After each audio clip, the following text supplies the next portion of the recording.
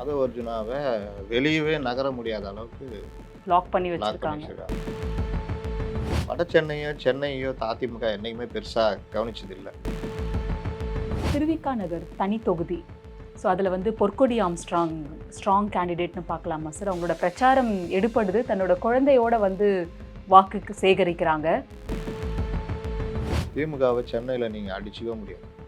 அவங்க ground level ஒர்க்கெல்லாம் கில்லாடிங்க. Ward அந்த அளவுக்கு ஒர்க் பண்ணுவாங்க, பாகத்துக்கு ஒர்க் பண்ணுவாங்க. சார், நம்ம இத்தனை தொகுதிகள் பற்றி பார்த்தோம். எங்கேயுமே நாம் தமிழர் கட்சி பற்றி நீங்கள் எந்த ரெஃபரன்ஸும் கொடுக்கல. தொகுதிக்கு 8000 10,000 ஓட்டு வாங்குறாங்க. எப்பவுமே ஆளுங்கட்சி அடித்தாதான் உங்களுக்கு மரியாதை, மக்கள் உங்களை கவனிப்பாங்க. நீங்கள் சும்மா கூட இருக்கிற ஏப்ப சாப்பையை போட்டு அடிச்சிருந்தீங்கன்னா அவருக்கான போட்டி டிவிக்கு தான் நினைக்கிறாரோ? அது சசிகலாவும் சப்போர்ட் பண்ணுறாங்க. உதயநிதி சொன்னதில் என்ன தப்பு இருக்குன்னு கேட்குறாங்க. அவங்க சாலைக்குள்ளே போனது மாதிரி தான் அவர் பேசினார். திமுக என்ன பண்ணுதுன்னா 100 ஓட்டு இருந்தால் கூட அதை எப்படி நம்ம கவர் பண்ணி நம்ம கொண்டு வரலான்னு ட்ரை பண்ணுறாங்க. அதில் தான் சசிகலா அதெல்லாம். ராயபுரம் தொகுதி டி ஜெயக்குமாருடைய கோட்டை, அதிமுகவுடைய கோட்டைன்றதுலாம் மாறுபட்ட கருத்தே கிடையாது அந்த காலத்தில் இருந்தே. அப்படி நீங்கள் யோக்கியமாக இருந்தீங்கன்னா நீட்டு இருக்குது, மாற்ற முடியாது. ஒவ்வொரு டிஸ்ட்ரிக்டில் 2 நீட்டு பயிற்சி மையம் மாணவர்களுக்கு இலவசமாக கற்றுக் கொடுக்குறதுக்கு நீங்கள் திறந்துருக்கணும். இந்த 5 வருஷத்தில் ப்ரைவேட் ஸ்கூல் மட்டும் கற்றுக்கலாம், இவங்களாம் கற்றுக்கலாம். மற்ற கவர்மெண்ட் ஸ்கூல் பாய்ஸ்க்கு இருமொழி கொள்கை தான். தோல் மேலே கை போட்டு பேசுகிற அளவுக்கு ஒருத்தர் இருக்காருன்னா அது ஜெயக்குமார் மட்டும்தான்.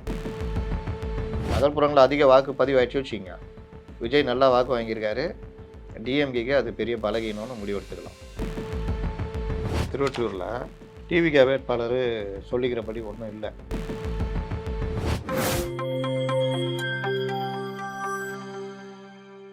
நியூஸ்பிக்ஸ் இந்தியா நேயர்களுக்கு வணக்கம்.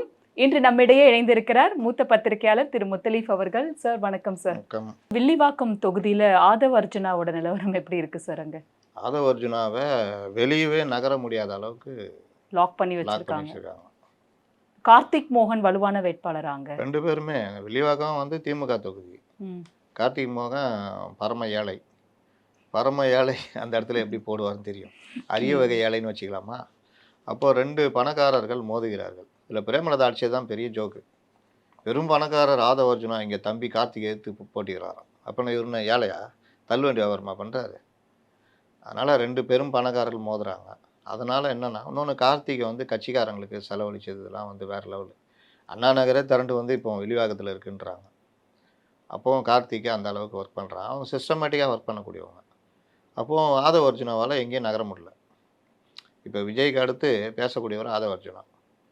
பெரிய அளவில் பொதுமக்கள்கிட்ட ஒரு ஃபேம் இருக்குது. இன்றைக்கி ஆதவ் அர்ஜுனா எங்கேயும் போக முடியல.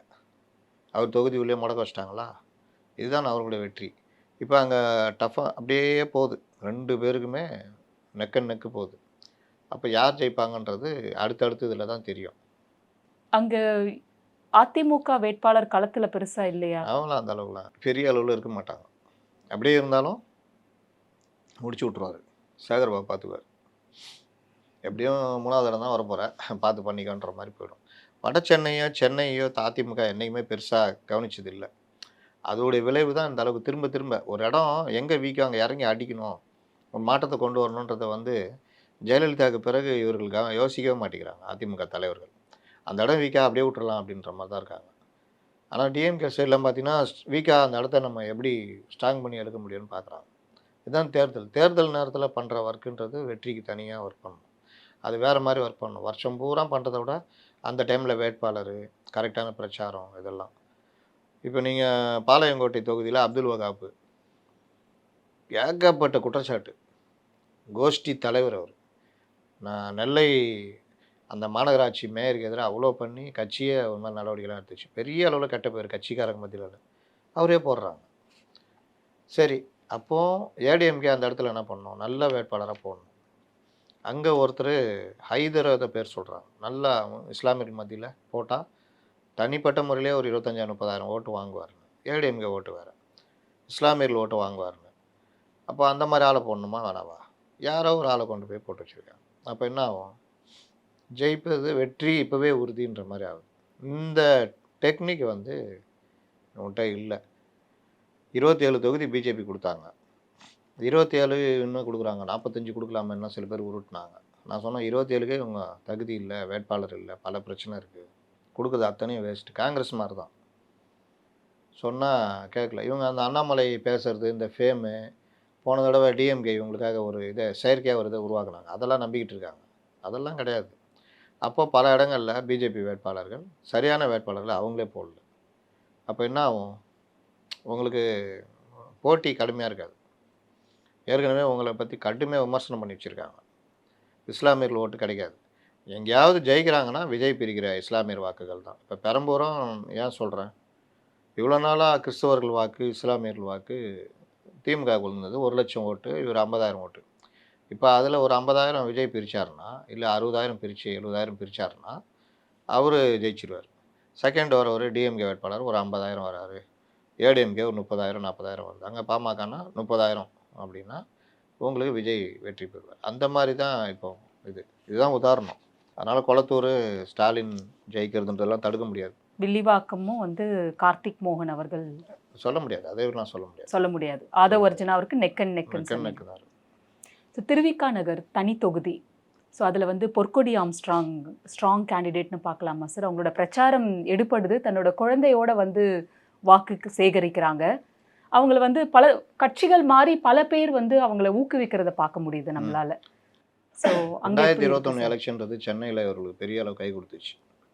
அதில் திருவிக்கா நகர் ஒன்று. திருவிக்கா நகர் பெரும்பாலும் அதிமுகவுடைய கோட்டை மாதிரி தான். ஆனால் 2021 பார்த்தீங்கன்னா தாயகம் கவி 81,000 வாக்குகள், கல்யாணின்னு யாரை நிப்பாட்டி வச்சுருக்காங்க 26,000 ஓட்டு ஏடிஎம்கே. இப்போ வித்தியாசமே 50,000க்கு மேலே. அந்த தாயகம் கவியை இந்த தடவை சேகர்பாபு பிடிக்கலன்னு தூக்கிட்டாங்க. அவர் கொஞ்சம் பிரபலமான வேட்பாளர். அப்போ கடைசியாக தாயகம் கவி கல்யாணி, இந்த தடவை வந்து ரவிச்சந்திரன் ஒருத்தரை போட்டிருக்காங்க. அவர் எக்மோரில் எம்எல்ஏவாக இருந்தவர், கேஎஸ் ரவிச்சந்திரன். ஆமாம், இப்போ அவரை குழந்தைங்க போட்டிருக்காங்க. தொகுதிக்கு அவர் புதுசு. பொற்கோடி ஆம்ஸ்ட்ராங் வந்து ஆம்ஸ்ட்ராங் அந்த ஏரியாவிலே ஒர்க் பண்ணுவாங்க. பொற்கோடியும் நல்லா ஸ்ட்ராங்கு, ஏடிஎம்கே ஓட்டு. பல்லவின்னு டிவிகேல அந்தம்மா ஒன்றும் கிடையாது, மாவட்ட செயலாளர். ரொம்ப எளிமையான இது, ரொம்ப வசதியும் இல்லை, செலவு பண்ணுறதும் கிடையாது. அப்போ அங்கே யார் நிற்கிறா டாப்பில் ஃபஸ்ட்டில் நிற்கிறான்னா பொற்கோடி. ஒரு இயற்கையாக ஒரு அனுதாபம் இருக்குது.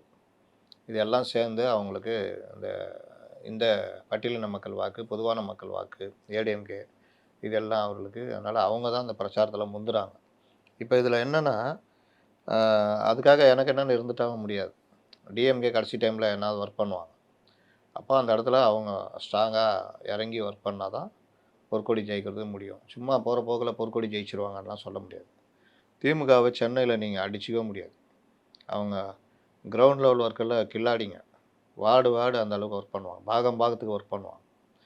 அப்போது நீங்கள் திருவிக்கா நகரில் இறங்கி வேலை செய்யணும். பொற்கொடி ஏன்னா அவங்கள்ட்ட டீம் இருக்குது, ப்ளஸ்ஸு ஏடிஎம்கே பலம், மற்றதெல்லாம் சேர்ந்து அவங்க வாய்ப்பு இருக்குது. பார்ப்போம். பல்லவி பிரிக்கிற வாக்குகள் இருக்குல்ல, நான் பெரும்பாலும் நம்புறது திமுகவுடைய பிரதான ஓட்டுகளை தாவேகா பிரிக்குது. நீங்கள் சொல்கிறீங்களா பொதுமக்கள் தானாக போடுவாங்க அந்த ஓட்டுகள், அது வந்து திமுகவுடைய வாக்குகளை தான் பெரும்பாலும் இருக்கும். அதனால் பொற்கொடிக்கான வாய்ப்பு அங்கே ஜாஸ்தின்னு சொல்லலாம். சார், நம்ம இத்தனை தொகுதிகள் பற்றி பார்த்தோம். எங்கேயுமே நாம் தமிழர் கட்சி பற்றி நீங்கள் எந்த ரெஃபரன்ஸும் கொடுக்கல. தொகுதிக்கு 8,000 10,000 ஓட்டு வாங்குறாங்க. அந்த 8,000 10,000 ஓட்டை வாங்குவாங்க. ஸோ அவங்க சித்தாந்தத்துக்குரிய ஓட்டு தான், அவங்க எதுவும் பெருசாக பிரிக்க போகிறது இல்லை. அவங்களுக்குன்னு இருக்கிறது அப்படியே தான். ரெண்டு கட்சியில் ஏதாவது ஒரு கட்சி தான் தோக்கிற கட்சி ஓட்டை பிரிப்பாங்க, அவ்வளோதான். அதுவும் இந்த தடவை எப்படி ஆகும்னு நான் சொல்ல முடியாது. ஏன்னா பல இடங்களில் அவர் பிரச்சாரத்தில் தென்படுறாரு. அவர் இந்த தடவை என்ன பண்ணார், திமுக எதிர்ப்புன்றதை விட்டுட்டார். அதை ரொம்ப மட்டுப்படுத்திட்டார். 25%, 100லேருந்து 25% வச்சு தாவேகா எதிர்ப்பை 25%லேருந்து 75-80% கொண்டு போயிட்டார். அப்போ என்ன ஆகும்னா, எப்போவுமே ஆளுங்கட்சியை அடித்தா தான் உங்களுக்கு மரியாதை, மக்கள் உங்களை கவனிப்பாங்க.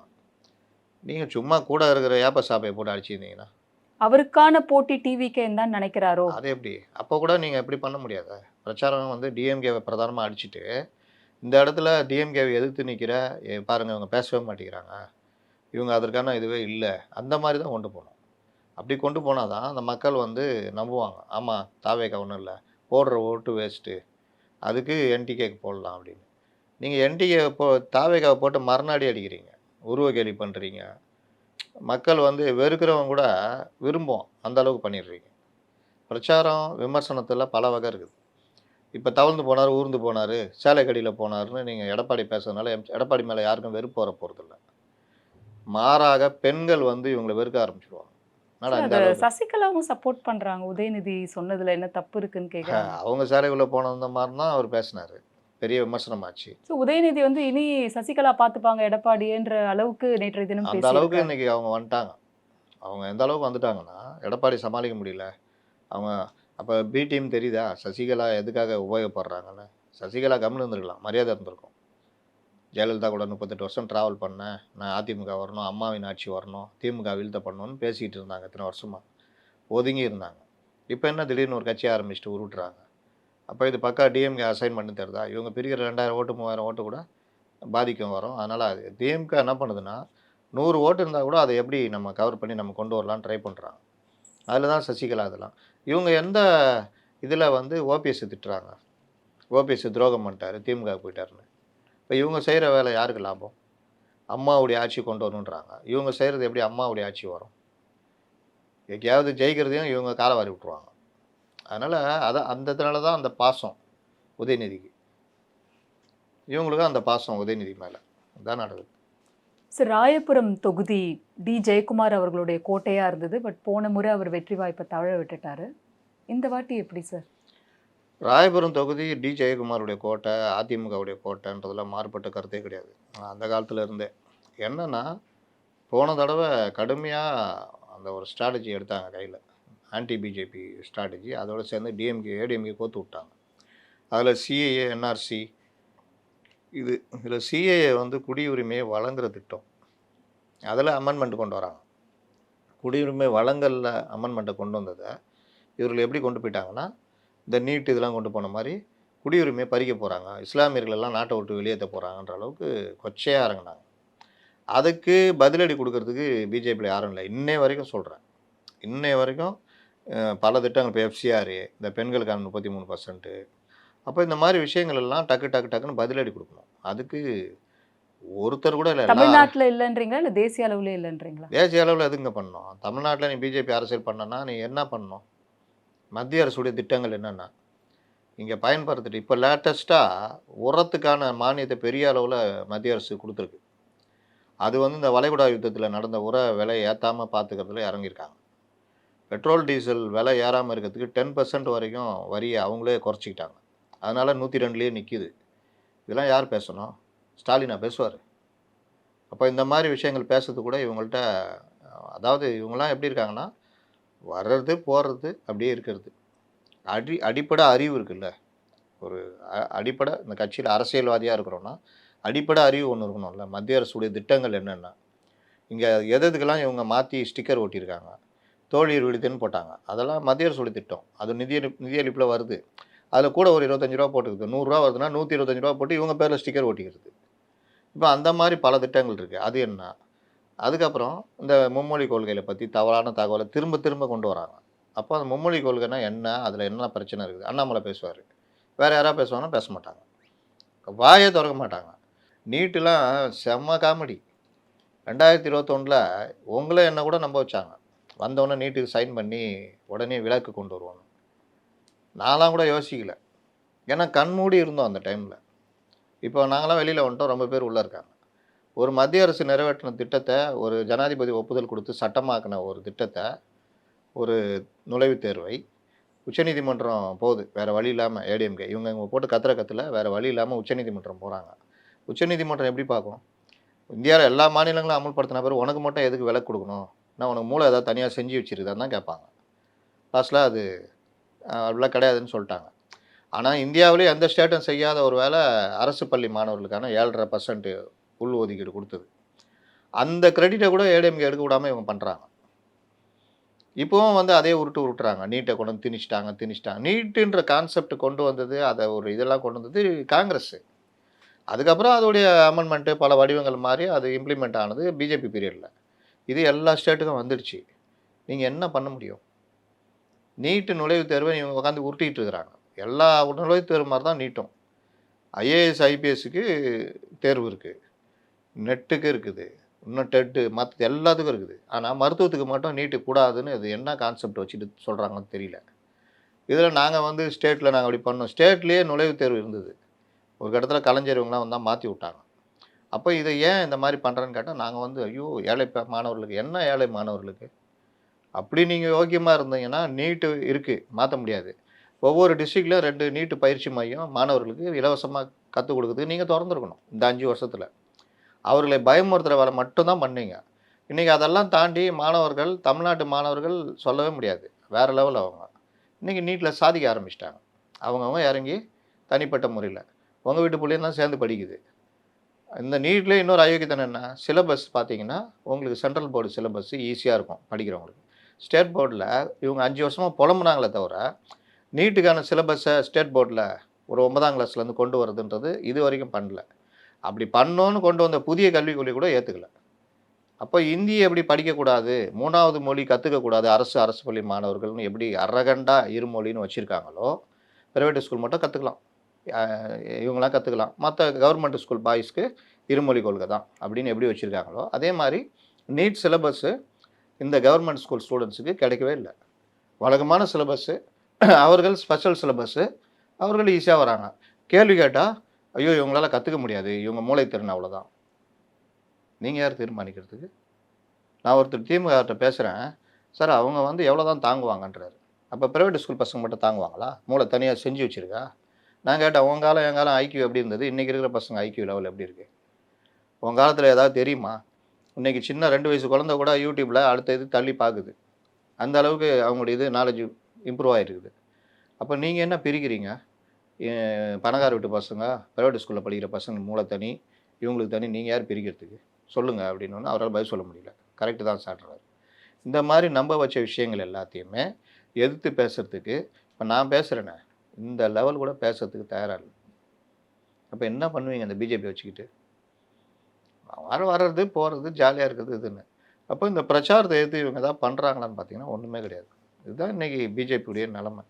சிஏக்கு எதிராக அவ்வளோ பெரிய பிரச்சாரம் பண்ணதில் ஜெயக்குமார் ஒன்றும் பண்ண முடியல. தமிழ்நாட்டிலேயே என்னை கேட்டால் தெருவுக்கு தெரு வீட்டுக்கு வீடு நாலேஜ் என்னம்மா இருக்குது, என்ன பண்ணுறீங்க, பண்ணுறீங்களா, இப்படியா வந்தம்மா உங்களை பார்த்துட்டு போகலான்னு வந்தேன், அப்படி இப்படின்னு தோல் மேலே கை போட்டு பேசுகிற அளவுக்கு ஒருத்தர் இருக்காருன்னா அது ஜெயக்குமார் மட்டும்தான். நான் பார்த்து வேறு யாரும் அந்த அளவுக்கு நெருக்கமாக இருக்குன்னா இருப்பாங்க. ஸ்ரீவில்லிபுத்தூரில் இருந்தார் தாமரை கணின்னு. அவர் எம்ஜிஆர் எதிர்த்து எம்ஜிஆர் நீக்கினா பிறகு தனியாக நின்று அவர் ஜெயிச்ச வரலாறுலாம் உண்டு. சுயேட்சையாக நின்று ஜெயிச்ச வரலாறுலாம் உண்டு. ஏன்னா சாவு, காது குத்து, கல்யாணம் எதுனாலும் இவர் வண்டி போய் ஒரு பாத்திர கடை நிற்கும், டக்குன்னு பார்சல் வரும், நேராக போய் கொடுத்துட்டு பார்த்துட்டு வருவார். அந்த அளவுக்கு ஒரு அட்டாச்மெண்ட்டு, டெத்து எதுக்கு வேணாலும். அந்த மாதிரி சில பேர் தான் இருக்காங்க. அதில் ஜெயக்குமார் ஒரு ஆள். அப்போ அந்த மாதிரி இருக்கிற ஞாபக சக்தி அதிகம் ஜெயக்குமாருக்கு. ஒருத்தரை பார்த்துட்டாரு, ஒரு 2 வருஷம் பொறுத்து பார்க்குறாருன்னா டக்குன்னு என்னப்பா என்ன இது, அப்புறம் அப்படி இப்படின்னு அந்த அளவுக்கு நெருக்கமாக பேசக்கூடிய ஆள். அவரே தோக்குறாருன்னா எந்த அளவுக்கு பிரச்சாரம் பார்த்துங்க. இந்த தடவை ஒரு பெரும் பணக்காரர் நிற்க வச்சு தான் வந்தாங்க. திமுக தான் ஏழைகளின் கட்சி தானே, அதனால் பெரும் அரிய வகை ஏழைகள் அதிகமாக இருப்பாங்க. அந்த மாதிரி ஒரு அரிய வகை ஏழை தான் ஐட்ரீம் மூர்த்தி. அவர் வந்து என்ன பண்ணார், என்ன பண்ணாருன்னு கேட்டால் ஒன்றும் பண்ணலன்றது தான். அப்போ இவர்கள் எல்லோருமே 2023 சாயம் வெளுத்து போச்சு, ஒருத்தர் கூட ரோட்டில் காணாதுன்னு. அப்போ மீண்டும் அவர் ஜெயக்குமார் அங்கேயே சுற்றிக்கிட்டு இருக்கிறது, எல்லாருக்கும் பண்ணுறது, பேசுறது, பழகிறது, ஏதாவது இதை செஞ்சு கொடுக்குறது இந்த மாதிரி. அதனால் ஜெயக்குமாருக்கு மீண்டும் ஒரு வாய்ப்பு இருக்குது. அப்படி ஒரு வேளை ஜெயக்குமார் தடுமாறினார்னா தாவேக்கா பார்த்துக்குவாங்க. இஸ்லாமியர்கள் வாக்கு எங்களுக்கே அப்படின்றாங்களா, அதை வந்து தாவேக்கா பிரித்தாலும் ஜெயக்குமார் ஈஸியாக வந்துடுவார். நீங்கள் போன தடவை வந்து ஜெயக்குமார் பாதிக்கு பாதி கிட்டத்தட்ட 64,000, அவர் 64,095, இவர் 36,458. இந்த தடவை அதெல்லாம் கொஞ்சம் குறையும். இன்னொன்று நான் எது நம்புகிறேன்னா, எஸ்ஐஆர் வந்து இந்த போலி வாக்காளர்கள், டபுள் என்ட்ரி, இறந்து போனவங்க, இதெல்லாம் வந்து முறியடிச்சிச்சு, சுத்தமாக தூக்கிட்டாங்க. அதனால் இந்த தடவை அந்த வாக்குகள்லாம் மிச்சமாகும். அது ஒரு தேர்தல் வெற்றியை தீர்மானிக்கும்ன்றது என்னுடைய நம்பிக்கை. சரி, இப்போ புதுவை வாக்குப்பதிவு இதுவும் நீங்கள் ஒப்பிட்டு பார்க்கும்பொழுது அதுலேயும் வந்து 60லேருந்து இல்லாத அளவுக்கு டேர்ன் ஓவர் வந்து 90% அதிகமாக இருந்ததுன்னு சொல்கிறாங்க. இளைஞர்கள் வந்து அதிகப்படியாக வந்து வாக்கு செலுத்தியிருக்காங்க அப்படின்றதும் சொல்கிறாங்க. இது வந்து எஸ்ஐஆர் ஆலையா, தாவேகாவினர் வந்து விஜயால தான் வந்து இளைஞர்கள் நிறைய பேர் வந்தாங்க அங்கேயும் அப்படின்னு சொல்கிறது, இது எப்படி ஏற்புடையதை எப்படி பார்க்குறீங்க? ரெண்டும் தான். ரெண்டும். நீங்கள் சென்னை இப்போ தமிழ்நாடு எடுத்துக்கிட்டே 72% வாக்குப்பதிவு, 72% போக 28% ஓட்டு போடாதவங்க, அப்படி தானே அர்த்தம். எஸ்ஐஆரில் பார்த்தா அந்த 28%ல் 15% போலி, அதாவது டபுள் என்ட்ரி, இறந்து போனவங்க இந்த மாதிரி. அப்போ 72 15 எடுத்துட்டிங்கன்னா மீதி இருக்கிறது 28ல் 13%. அப்போ 87% போட்டிருக்காங்கன்னு தான் அர்த்தம். அப்படி கன்ஜஸ்ட் பண்ணிங்கன்னா அப்போ இந்த வாட்டி தமிழகத்துலேயும் இந்த தடவை அதிகப்படியாக தமிழகத்துலேயும் கொஞ்சம் கூட இருக்கும். ஏன் இருக்கோம்னா, ஒன்று இந்த செத்து போனவங்க வாக்களிக்க வராதவர்கள் இந்த மாதிரி விஷயமா அந்த வாக்களிக்காதவர் பட்டியலில் வந்திருக்கும். 2 இந்த ஐடி எம்ப்ளாயி, இந்த மிடில் கிளாஸு, ஒரு மாதிரி இருக்க யங்ஸ்டர்ஸு எதுக்குடா ஓட்டு போடணும், இவங்களுக்கு எதுக்கு நான் ஓட்டு போடணும், ஜாலியாக கொண்டாடலாம், ஊருக்கு போகலாம் அப்படி இப்படின்னு. அவங்க எல்லாம் இந்த தடவை பெரும்பாலும் இப்போ விஜயுடைய என்ட்ரி மூலிமா பலரும் விரும்பி வந்து வாக்களிக்கிறவங்க இருக்காங்க. 12 லட்சம் புதிய வாக்காளர்கள், இளைஞர்கள், ஃபஸ்ட் டைம் ஓட்டர்ஸ் வராங்க. அவங்க ஓட்டு போட்டே தீர்வுன்னு வருவாங்க. அப்போது அது இல்லாமல் விஜய்க்கு வாக்களிக்கணும்னு கொஞ்சம் செட்டு வரும். இது இல்லாமல் இந்த செத்து போனது டபுள் என்ட்ரிலாம் கழிஞ்சதுனால இந்த பர்சன்டேஜ் வந்து கொஞ்சம் சுருங்கும். அது எல்லாம் வச்சு பார்த்தா எனக்கு தெரிஞ்ச தடவை 80%க்கு மேலே தமிழ்நாட்டில் வாக்குப்பதிவு வரும்னு நினைக்கிறேன். நகர்ப்புறங்களில் கொஞ்சம் கூட வாய்ப்பு இருக்குதுன்னு நினைக்கிறேன். நகர்ப்புறங்களில் கூடுறதுன்னா விஜயுடைய பதிவு தான் அர்த்தம். நகர்ப்புறங்களில் அதிக வாக்கு பதிவு ஆயிடுச்சு வச்சுங்க, விஜய் நல்லா வாக்கு வாங்கியிருக்காரு, டிஎம்கேக்கு அது பெரிய பலகீனம்னு முடிவெடுத்துக்கலாம். குறைஞ்சதுன்னா கொஞ்சம் ஓரளவு தான் அப்படின்ற மாதிரி. சார், திருவொற்றியூர் தொகுதி அது வடசென்னையில் வர்றதால நம்ம அதை இப்போ பார்த்துடலாம் சார். அதில் வெற்றி வாய்ப்புகள் யார் இருக்குது? சிபிஎம் நிற்கிறாங்க, திமுக. திருவொற்றியூர் தொகுதி வந்து மீனவர்கள் அதிகம் நிறைந்தது, அதே மாதிரி அடித்தட்டு மக்கள் அதிகம் இருக்கிறது. அந்த தொகுதி வந்து எப்போவுமே அதிமுக செல்வாக்கு இருக்கும். பல நேரம் வந்து கூட்டணி கட்சி, குறிப்பாக இடதுசாரிகள் கொடுத்துருவாங்க. தொழிற்சங்கம் அதிகம் இருக்கிறதுனால அந்த மாதிரி கொடுத்துருவாங்க. அதில் அந்த மாதிரி தான் ஜெயிச்சுட்டு வந்திருந்தாங்க. நடுவில் கேபிபி சாமி கொஞ்சம் அங்கே நல்லா வந்தார். அவர்கள் மேலே 1000 பிரச்சனை வந்தாலும் திமுகவில் வலுவான வேட்பாளர்கள். அவர் மறைவுக்கு பிறகு சங்கர் கொடுத்தாங்க, அவர் தம்பிக்கு. கேபிபி சாமி கூட ஓரளவுக்கு பரவாயில்ல. சங்கர் வந்து ஏகப்பட்ட சர்ச்சையில் சிக்கினவர். ஆனாலும் அந்த பகுதி மீனவர்கள் மற்றவர்கள்ட்ட நல்ல ஒரு இது இருந்தது. போன தடவை வந்து இந்த மீனவர்கள் பிரச்சனையில் அந்த இடத்துல ஒரு பெரிய தடியடி, கலவரம், துப்பாக்கி சூடு இந்த மாதிரிலாம் போச்சு, காசிம்படிங்கெல்லாம். அதெல்லாம் கூட ஏடிஎம்கேக்கு எதிராக திருப்பப்பட்டது. ராயபுரமும் பாதிக்கப்பட்டதில் அது ஒரு முக்கிய காரணம். கடுப்பில் இருந்தாங்க. இந்த தடவை அங்கே வந்து கொஞ்சம் இறங்கி ஒர்க் பண்ணியிருக்காங்க. மெயினாக என்ன பிரச்சனைனா, இங்கேயும் சேகர் பாபு தான் விளையாடுறாரு. கேபிபி சங்கருக்கும் அவருக்கும் வந்த பிரச்சனை இல்லை, சங்கரை போட்டி விடாமல் பார்த்துட்டார். இது திமுகவுக்கு பலகீனம்னு தெரிஞ்சும் ஏன் இதை அனுமதிச்சாங்கன்னு தெரியல. அப்போ கேபிபி சங்கர் தான் அங்கே வெயிட்டு. அவர் நின்று தான் போட்டி கடுமையாக இருந்திருக்கும். இப்போ அவர் விலகிட்டதுனால அந்த கோவம் எல்லாமே திமுக மேலே தான் திரும்பும். அப்போ அதை வந்து தொழிற்சங்கத்துக்கு தூக்கி இவங்களுக்கு சிபிஎம்முக்கு தூக்கி கொடுத்துட்டாங்க. என்னதான் சிபிஎம் களத்தில் இருந்தாலும் திமுகவுக்கும் சிபிஎம்முக்கும் ஒரு ஒட்டுதல் இருக்குமான்னு பார்த்தீங்கன்னா இல்லை. அப்போ அங்கே வந்து சவுந்தரராஜனை போட்டாலும் அவர் ஏற்கனவே பிரபலமான வேட்பாளர் தான். இருந்தாலும் அந்த மீனவ மக்கள் மற்றவர்களுடைய கோபம் வந்து இவருக்கு போடக்கூடாதுன்னு திரும்பிச்சுன்னா அது விஜய்க்கு போகிறதுக்கு வாய்ப்பு இருக்குது. குப்பன் ஏற்கனவே அங்கே பழக்கமானவர், ஏற்கனவே இருந்த எம்எல்ஏ, ஜெயிச்சிருக்காரு. அவருக்கு இந்த தடவை சான்சஸ் அதிகம்னு சொல்லிட்டு இருந்தாங்க. அப்போது அந்த நேரத்தில் குப்பனை அங்கே போடுறாங்க, இவங்க கேபிபி சங்கர் தூக்குறாங்க. அப்போ என்ன ஆகும்? நீங்கள் வந்து அந்த திருவொற்றியூரில் டிவிகே வேட்பாளர் சொல்லிக்கிறபடி ஒன்றும் இல்லை. ஆனாலும் நீங்கள் சொன்ன மாதிரி ஜனங்க விசிலுக்கு போடணும் அப்படின்னு முடிவெடுத்து போட்டாங்கன்னா அது திமுக ஓட்டு தான். மீனவர்கள் மற்றவர்கள் போட்டாங்கன்னா அது இது. நீங்கள் விஜய்க்கு நல்ல வாய்ப்பெலாம் இருக்குது. மீனவராக நடிச்சிருக்காரு, அந்த மாதிரிலாம் இது பண்ணுறாரு, அதெல்லாம் கொண்டு போகலாம். இவர்கள் இது வரைக்கும் எதுவும் பண்ணல, விஜயும் பெருசாக போய் பண்ணல. அதனால் வாக்கு பிரிப்பாங்க. அது பிரிக்கிற வாக்கு திமுகவுடைய வாக்காக தான் இருக்கும். அதனால் குப்பனுக்கு இந்த தடவை வாய்ப்பு இருக்கிறது அப்படின்றது தான். ஏன்னா சங்கர் ஒதுங்கினால சங்கர்னு சும்மா இருப்பாரா? இப்போ நம்ம தோத்துட்டு சரி ரைட்டுப்பா சவுந்தரராஜ் ஜெயிக்கிட்டோம், இந்த தொகுதி சிபிஎம் ஜெயிக்கிட்டோன்னு விடுவாங்களா? விட்டால் அடுத்து நமக்கு கிடைக்காதுன்னு தெரியாதா? அப்போ உள்ளடி வேலைகள்லாம் நடக்கும். இதுதான் திருவொற்றியூருடைய நிலைமை. அதனால் சென்னையை நம்ம தொடர்ந்து அலசுவோம். நன்றி சார். வணக்கம்.